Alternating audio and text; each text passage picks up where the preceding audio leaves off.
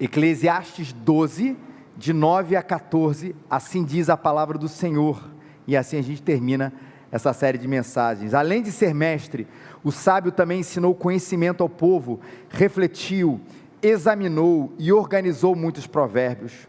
O sábio procurou achar palavras agradáveis e escreveu com propriedade discursos plenos de verdade. As palavras do sábio são como aguilhões, as palavras reunidas dos mestres, dadas por um único pastor, são como pregos bem fixados. Além disso, meu filho, atenção, produzir muitos livros é algo que não tem fim. E agora, galera, adolescentes, e estudar demais, mãe, deixa o corpo esgotado, está na palavra do Senhor. Estudar demais deixa o corpo esgotado. Agora que já se disse tudo, aqui está a conclusão: teme a Deus, obedece aos seus mandamentos, porque este é o propósito do homem, porque Deus levará a juízo tudo o que foi feito e até tudo o que está oculto, quer seja bom, quer seja mal. A gente vai terminar aqui falando dessa grande verdade exposta, esse epílogo, essa conclusão, na verdade, depois de tudo que foi falado a respeito da sabedoria. O livro de Eclesiastes diz que a sabedoria é para ser vivida. Nenhuma mensagem aqui que a gente expôs durante esse tempo inteiro, que ele expôs, que ele colocou aqui como palavra de Deus, era apenas fruto de uma reflexão para a sua reflexão, para a gente colocar isso na ideia, para a gente colocar isso apenas no pensamento, para a gente dizer que interessante, que insight bacana, que legal. Não, é alguma coisa prática para a nossa vida. Mas o que é interessante, que é o que ele faz, é que isso não é apenas alguma coisa prática para a nossa vida. Sabedoria é para ser vivida e é para ser passada. Você imagina Salomão, o homem mais sábio que essa terra já teve, e ele tivesse retido tudo isso na sua cabeça e falou assim: cara, que bom viver dessa maneira, que bom na minha vida poder experimentar sabedoria, aplicar a minha sabedoria às situações onde eu sou rei, onde eu sou pai, onde eu sou isso, aquilo. Não, ele não apenas diz isso para si mesmo, mas ele fala: tudo o que eu aprendi, tudo o que eu vivi, é também conhecimento ao povo. É para ser vivida, mas é para ser passada. Para quem? O termo aqui é o povo mesmo. Um rei que não é apenas um responsável naquela época, apenas um responsável legal daquele momento, mas era um cuidador do povo. A figura era um pouco mais profunda do rei. Ele usava aquela sabedoria de Deus para passar para toda a sua população. E eu acho que para a gente hoje isso fica também de uma lição maravilhosa, de um tempo onde a gente diz o tempo inteiro que a gente não tem tempo. A gente precisa passar a nossa sabedoria, passar adiante isso aos nossos filhos, aos nossos amigos, à nossa igreja, à nossa vizinhança. É um clamor para abrir a sua boca com sabedoria. Gastar tempo, eu acho esse aspecto da antiguidade muito interessante, onde a gente vê a figura do sábio normalmente associada à figura de pessoas mais velhas. Você não tem essa imagem na sua cabeça? Passando ali através de tudo que ele viveu, não apenas a sua experiência, mas toda a sabedoria adquirida para aqueles que estão começando a vida. Mas o que o nosso egoísmo fez? A gente leva isso para a gente mesmo e gasta pouco tempo com as outras gerações, gasta pouco tempo dividindo o nosso conhecimento e a nossa sabedoria, a nossa arrogância também, muitas vezes, de achar que ninguém pode nos ensinar alguma coisa, porque pode. Porque pode. Gente mais velha ou mais nova, gente de outras idades, mas que tem para a gente ensinar por dever a sabedoria que ele passou, os momentos em que ele passou, e a gente poder ser abençoado com isso. Passe adiante a sabedoria que Deus lhe deu na palavra do Senhor. Passe a seus filhos, passe aos seus amigos, passe ao povo, passe à igreja, num momento tão difícil e tão delicado que a nação brasileira vive. Como você pode contribuir para esse momento com sabedoria? Que assim seja a vida e a palavra do cristão. Que passa tudo Com o discurso, é interessante, o sábio procurou achar palavras agradáveis e escreveu com propriedade discursos plenos de verdade. Essa sabedoria foi passada com um discurso agradável e com uma sabedoria cheia de verdade. Esse é um conceito muito caro, essa junção entre as duas palavras para o povo do Senhor. Ser agradável e ser verdadeiro é ou não é uma virtude difícil de ser equilibrada?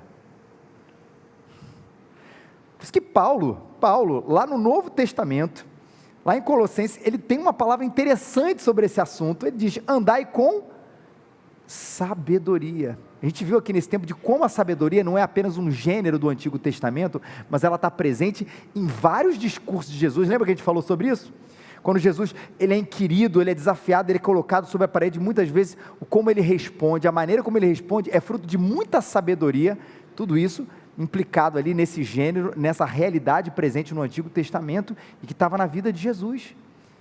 Paulo diz: anda com sabedoria para os que estão de fora, remindo o tempo, e a vossa palavra seja sempre agradável, temperada com sal, para que saibais como vos convém responder a cada um. Paulo mesmo diz, ele usa a sabedoria, e ele aplica a sabedoria como uma realidade para ser vivida, através da maneira como a gente fala, seja a vossa palavra temperada com sal, para que ela seja conveniente para responder a cada pessoa. E Jesus ainda diz uma palavra muito séria sobre, talvez quando ele fala de palavra, de discurso, de verdade, quando ele diz que seja o seu sim, sim, e o seu não, não. O que passar disso vem do maligno. Olha a junção daqui de novo. Uma palavra agradável, temperada com sal, que seja mais agradável ainda para a gente digerir, mas nunca, sempre, na verdade, sendo verdadeira. Se a gente pudesse juntar mais uma vez esse conceito aqui, é que a nossa palavra, a nossa vida, sejam sempre cheias de amor e verdade. Tire um e você verá um desastre acontecendo. Porque o amor sem verdade, ele é vazio. A gente vê esse discurso muito presente hoje, não vê? O discurso do amor, é o amor, mas o que é o amor? O amor é aquilo que você acha que é o amor. O amor sem verdade, ele é vazio. Mas a verdade sem amor, ela se transforma em arrogância. Quantas vezes a gente não viu, ao invés de ver uma palavra temperada com sal, que tem essa agradabilidade, se essa palavra existe, para ser falada, a gente viu às vezes, cara, eu concordo com o que ele falou, mas ele falou de um jeito. E às vezes não é só o jeito, porque a pessoa tem um jeito mais desse ou daquele, mas é que era fruto de um coração, às vezes, arrogante. A gente até diz que ele é o dono da verdade. E não é porque essa história do dono da verdade, não é porque a pessoa, o que ela está dizendo, ela não tem que ser carregada de verdade, mas normalmente quando a gente diz isso, é porque ela é carregada de uma arrogância muito grande, e ele não consegue conjugar a verdade sem o amor. E o cristão não é um povo que opta por uma verdade, ou por um lado dessa história. Eu não simplesmente falo a verdade e vivo na verdade. Eu falo a verdade, ou eu devo falar a verdade, viver a verdade e fazer isso sempre em amor. Conjugue isso na sua vida. Profetizo, tu serás um sábio. Experimente a verdade com amor, ou amor com verdade, porque essas duas coisas vêm junto, na vida dos seus filhos, na vida da sua família, para a vida dos outros. Você pode ser um sábio incompreendido, muitas vezes, mas diante de Deus, a sabedoria vai ser exalada. Amor e verdade, agradabilidade e verdade, é a junção da palavra do sábio aqui. A gente vê isso encarnado na pessoa de Jesus, e a gente precisa refletir esse evangelho dessa maneira para esse povo, para essa situação, para esse momento e para a eternidade, para onde a gente for, em que momento da história, desse jeito, dessa palavra com esse coração. Ele continua: as palavras dos sábios são como aguilhões, palavras reunidas dos mestres, dadas por um único pastor, são como pregos bem fixados. Existem duas metáforas aqui, que são tiradas da vida pastoril. A aguilhada, que é aquela vara com ponta de ferro usada para estimular, né, o boi para agir, ou para dar um passo mais apressado. Lembra que a gente está conversando aqui, eu falando não de um contexto urbano, mas quase sempre aqui na palavra de Deus, de um contexto muito mais rural, muito mais pastoril, e aquele pastor ali, colocando aquele gado lá para frente, as ovelhas lá para frente, apressando ela. Seja a sua palavra dessa maneira, para tirar a gente da nossa zona de conforto. Porque tem hora que a palavra faz isso com a gente, não faz? Ela dá um au.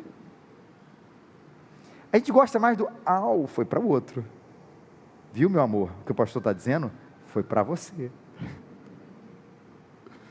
Ah, se fulano de tal tivesse aqui. Ah, se aquele que votou em fulano de tal tivesse aqui. É para ele, não é para mim não. O desafio é para a gente. Quando a gente escuta a palavra verdadeira, temperada com sal, tem esse poder de desafiar a gente, sair da nossa zona de conforto. E veja, não é sair da nossa zona de conforto para que a gente conquiste o mundo, é sair da nossa zona de conforto para que a gente seja mais parecido com Jesus. Porque tem certeza que há uma área na sua vida em que você se acomodou, talvez pela vitória das outras. Rapaz, eu estou obediente nessa, estou fiel a essa verdade. Tudo bem, tem essa aqui que eu tiro nota 3, mas fazendo uma média aí, dá 6,5, 7, eu passo de ano, mas o tempo inteiro o que o Senhor está fazendo é aguilhando a nossa vida, para que a gente saia e seja desafiado, para que a gente seja mais parecido com Jesus, mas elas também são pregos bem fixados. Você vê que também numa sabedoria muito cara no Antigo Testamento, dos pais para os filhos, ele diz que a gente deve inculcar a palavra, e é a palavra do Senhor, a verdade do Senhor, na cabeça dos nossos filhos.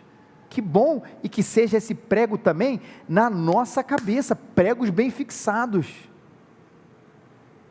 Por isso que também o Antigo Testamento, na sua sabedoria, fala para a gente: medita na palavra do Senhor de dia e de noite, para que não seja apenas uma refeição dominical, mas uma refeição diária, para aquilo que é verdade do Senhor, que às vezes a gente esquece, deixa passar, e o nosso coração não é transformado por ela.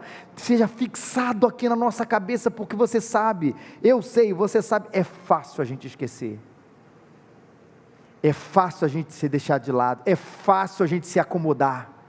Por isso, a aguilhada e o prego bem fixado, meditando nisso dia e de noite, deixando esse incômodo santo me pegar, me desafiar na minha mente e no meu coração, para que eu seja mais parecido com Jesus. Isso tudo ele faz, ele diz que organizou, que ele fez, que ele refletiu, mas ele fala da origem poderosa dessa palavra. As palavras dos sábios são como aguilhões reunidos dos mestres, dadas por um único pastor, são como pregos bem fixados. Que pastor é esse?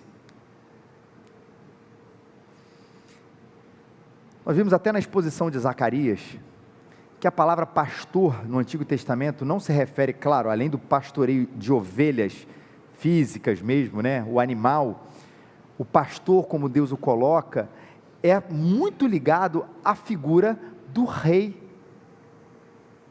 que, como eu falei lá no início, não é apenas um governador que vai seguir as suas leis, que vai implementar as coisas, ele é muito visto como um cuidador do seu povo. A figura diferente do que a gente está acostumado com as nossas sociedades modernas, mais democráticas, que ele é um cuidador. Mas ele não está falando desse cuidador apenas na figura do rei, até porque o livro de Ezequiel, o livro de Isaías, eles apontam quem é o verdadeiro pastor de Israel, que é o Senhor. Deus usava Salomão, Davi, outros reis, outros profetas, ou os sacerdotes que ele queria para cuidar do seu povo, mas acima de tudo eles viam que o grande cuidador, o grande pastor do povo de Deus era Yahvé, era o Senhor. E quando ele diz que essas dadas palavras são por único pastor, ele está apontando para o Senhor, vem dele. Por que eu obedeço essa aguilhada? Por que eu devo fixar no meu coração se é Salomão que está falando? Quem é ele para me ensinar alguma coisa? O argumento de autoridade aqui é que quem está falando é o Pai. Quem está falando é o Senhor. E é por isso que eu devo obedecer e ser desafiado. Ela tem uma origem, que é Deus. Você vê o livro de Tiago, que talvez seja um grande livro de sabedoria no Novo Testamento, não é um livro de sabedoria, mas influenciado pela sabedoria do Antigo Testamento. Ele diz que se alguém de vocês tem falta de sabedoria, peça a Deus, que a todos dá livremente de boa vontade, e lhe será concedida. Por que eu peço a Deus? Porque Ele é a fonte.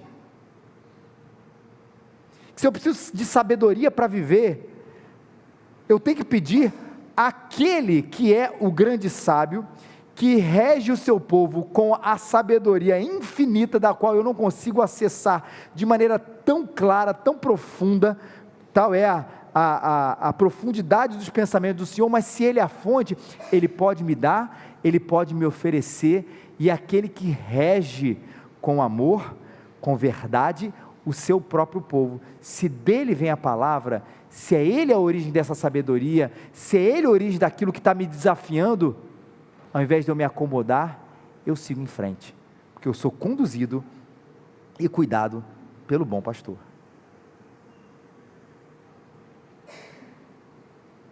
Além disso, meu filho, atenção, produzir muitos livros é algo que não tem fim, estudar deixa demais o corpo esgotado.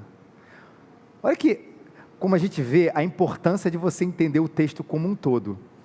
Você pega esse versículo isolado, você pensa nele uma coisa, ou parece que é o seguinte: filho meu, haja com sabedoria e tudo, coisa boa. Aí ele faz um adendo, faz um parênteses para falar, não estuda muito. Aí depois ele continua, teme a Deus. Não faz muito sentido, se você entender isso dessa maneira, quase como uma atitude anti-intelectual. Estudar demais deixa o corpo esgotado, portanto, médicos, advogados, filósofos, administradores, psicólogos, teólogos, estudem pouco, para você não se cansar. Não produz muito livro não tem fim, não é isso que ele quer dizer. Não é uma atitude anti-intelectual. Veja que tudo o que ele está falando aqui está dentro de uma realidade. Qual é a conclusão? Esse livro está concluindo a conclusão, não apenas do livro, mas a conclusão da vida. Parem de procurar algo que não está ali. É isso que ele está dizendo. Não está nos livros, não está no estudo. Se você quiser saber como viver, você não precisa de uma escola da vida. Claro, como administrar seu tempo, como melhorar sua saúde, como ter uma noite melhor de sono, como estudar com mais eficácia, tudo isso é excelente, pode seguir estudando essas coisas mais práticas da vida, mas quando você estiver procurando, qual é o meu propósito, para quem eu fui criado, vale a pena existir, como viver, para que viver, para quem viver, você não precisa se matar de estudar. Você não precisa, e é isso que ele está dizendo, ficar se debruçando nas filosofias, nos pensamentos de todo mundo, para tentar achar ali naqueles livros, naquelas páginas, naquelas palavras, a resposta para essas perguntas, para esse seu propósito, porque você vai se matar, vai cansar, e não vai encontrar, não vai. O que você precisa ouvir é o bom pastor que é Jesus Cristo. Você quer entender se vale a pena existir, como viver, para quem eu fui criado, qual é o meu propósito? As respostas estão aqui, nas mãos do Senhor, nas palavras do Senhor, e você precisa ouvir esse bom pastor que é Cristo. Qualquer estudo, qualquer produção sua, qualquer tentativa sua, só vai levar você ao fracasso. Se isso não tem a sua origem e a sua fonte no Senhor. O mais sábio de todos os homens, o Filho de Deus, aquele cujas palavras são eternas, ele nos diz também num texto muito conhecido e de muita sabedoria dele: quem ouve essas minhas palavras e as pratica, é como um homem prudente, que construiu a sua casa sobre a rocha. Caiu a chuva, transbordaram os rios, sopraram os ventos, deram contra aquela casa e ela não caiu, porque ela tinha os seus alicerces na rocha. Mas quem ouve essas minhas palavras, não as pratica, é como um insensato que construiu a sua casa sobre a areia. Caiu a chuva, transbordaram os rios, sopraram os ventos, deram contra aquela casa e ela caiu, e foi grande a sua queda. E quando Jesus acabou de dizer isso, as multidões estavam maravilhadas com o seu ensino, porque ele ensinava como quem tem autoridade, e não como os mestres da lei. É isso.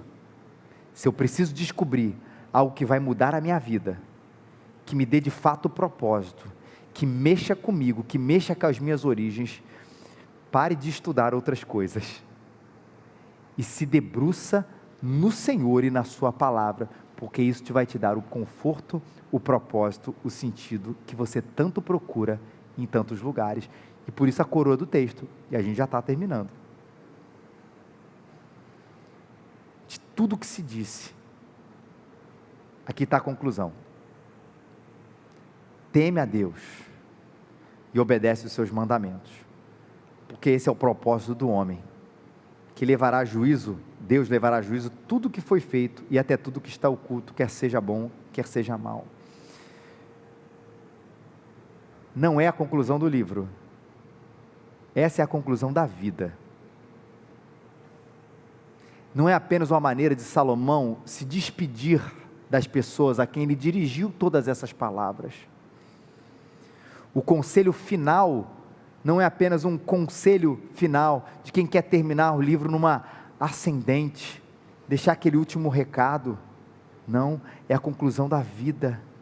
E quem acha que isso é pequeno, temer a Deus e obedecer os seus mandamentos, simples, é algo simplório, talvez não tenha entendido que coisa maravilhosa é viver a vida inteiramente diante de Deus. Que eu sei que para alguns, frequentar a igreja, servir ali ou aqui, e deixar de fazer certas coisas erradas, é suficiente, e ele chama isso, talvez você chame isso, de uma vida boa com Deus. É muito mais que isso. Talvez para outros, essa vida com Deus significa viver como eu quero, sendo feliz do meu jeito, mas para qualquer perrengue que eu tenha na minha vida, o cara lá de cima vai me ajudar e vai estar comigo. Isso para mim talvez seja suficiente. Essa é a minha vida com Deus. Eu vivo como eu quero. Quando eu estou numa dificuldade, eu peço a Ele, eu agradeço, compareço até no culto, e está ótimo. A sua vida com Deus é muito mais do que isso. Para outros ainda também, seja o resumo da vida com Deus, seja ir no retiro da igreja, das programações, lembrar das boas histórias da igreja, casar numa igreja, batizar os filhos numa igreja, lutar nas assembleias da igreja, tentar fazer meus filhos gostarem da igreja.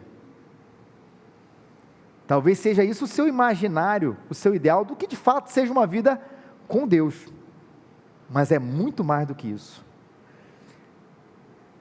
Viver para Deus é vida no coração da gente, é conhecer o nosso propósito, é ser inundado pelo amor de Deus, que muda todas as coisas, é saber que Deus não está longe lá no céu, sem se importar comigo, mas Ele está perto da gente, e tem uma alegria enorme, Ele tem uma alegria enorme, quando a gente se relaciona com Ele. Uma vida com Deus é saber e viver e agradecer pelo fato de que Cristo morreu por mim, e que isso é apenas uma notícia fria, que talvez seja isso para você, uma notícia fria, repetida, que você sabe, até concorda, mas isso não faz diferença nenhuma na sua vida,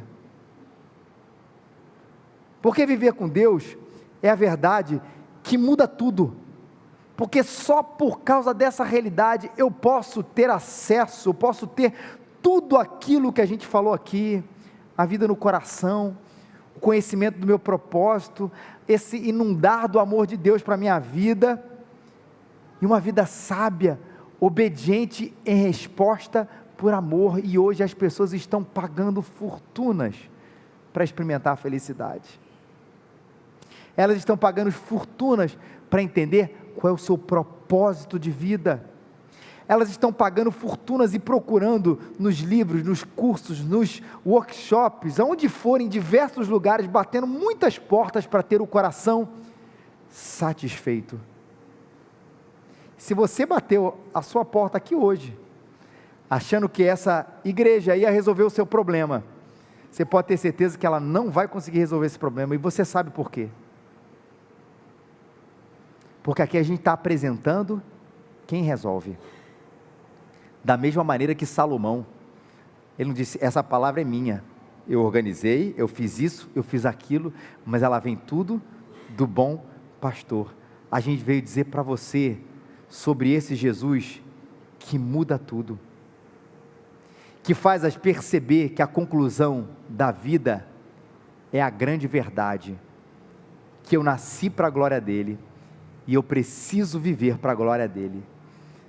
Teme a Deus, obedece os seus mandamentos, porque esse é o propósito de todo o homem.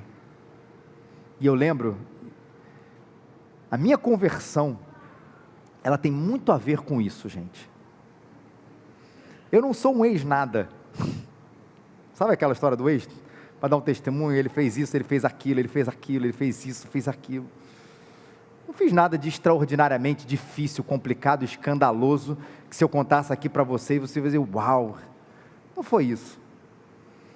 A minha conversão tem a ver com entender isso, de que lá no meus, já contei isso para vocês algumas vezes, eu lembro de uma vez que, andando na Lagoa Rodrigo de Freitas, ali num sinal, ali perto do Clube Militar, eu fui tomado assim de um desespero, assim, cara, o que é eternidade? Como é que é viver sem tempo? E como é que é esse propósito de vida? O que vai acontecer? Sabe aquela, não sei se já passou, mas uma angústia muito grande.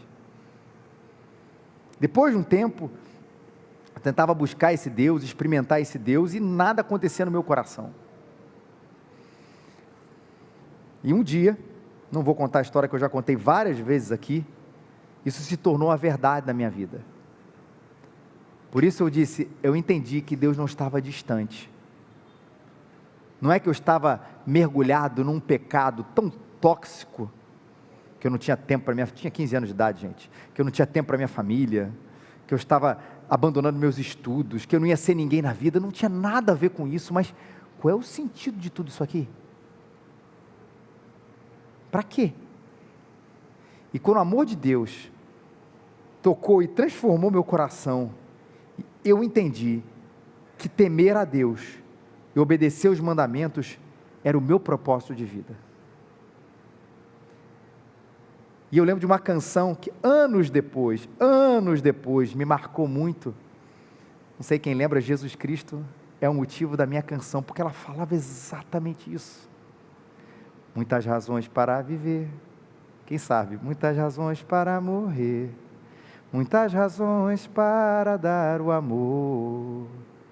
Nem sempre se sabe os porquês, a vida passa com rapidez, cada momento aproveitarei para dar minhas canções e oferecer minhas orações e entregar minha vida inteira a quem tudo me dá. Porque Jesus Cristo é o motivo da minha canção. Outra razão eu não tenho para cantar. A melodia vem dele, a minha vida está em Deus. Jesus Cristo é o motivo da minha canção. E se você entrou aqui e você não conhecia esse motivo da sua canção, e estava aí, sem saber por quê, para quê e para quem viver, eu quero convidar você para uma vida diferente. Vamos ficar de pé? Vamos cantar?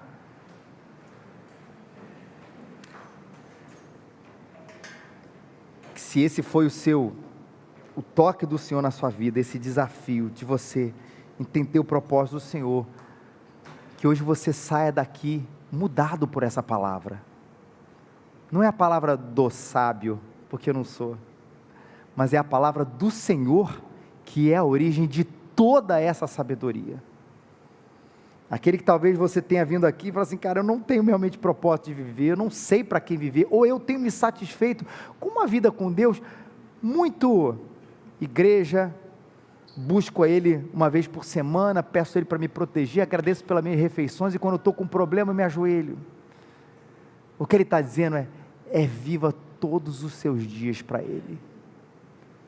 Deixe ser uma aguilhada nas suas costas, deixe ser um prego na sua cabeça, para que você saia daqui completamente transformado por aquele que tudo dá a você.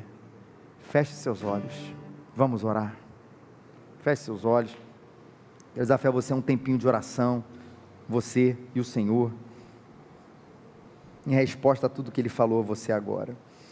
E se a sua oração é, eu quero me entregar a esse Jesus Cristo, que você faça ela agora, que você faça, porque eu vou orar por você, eu vou orar com você.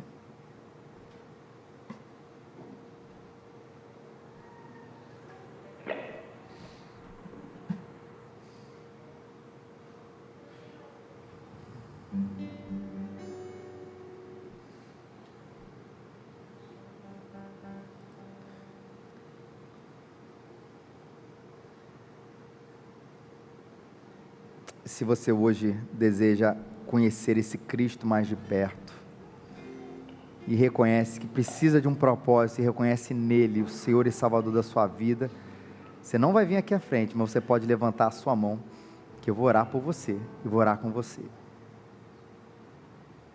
Você que reconhece hoje que Jesus é aquele que te dá o propósito, eu quero orar com você, orar por você. Pode levantar a sua mão.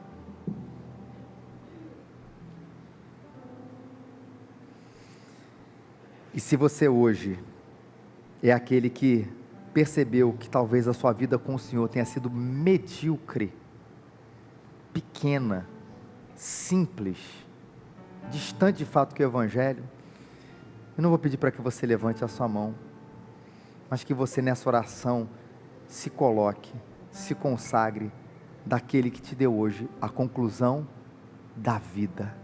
Saia dessa mediocridade.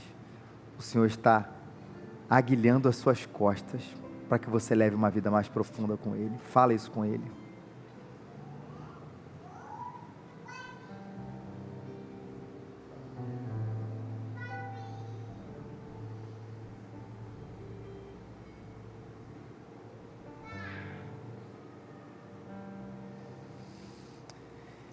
Senhor, a obra é Tua, Pai. E nós louvamos o Teu santo e bendito nome, Pai, porque o Senhor nos dá a graça de poder entender quem o Senhor é, não apenas numa compreensão racional, Deus, mas uma compreensão de vida por completo,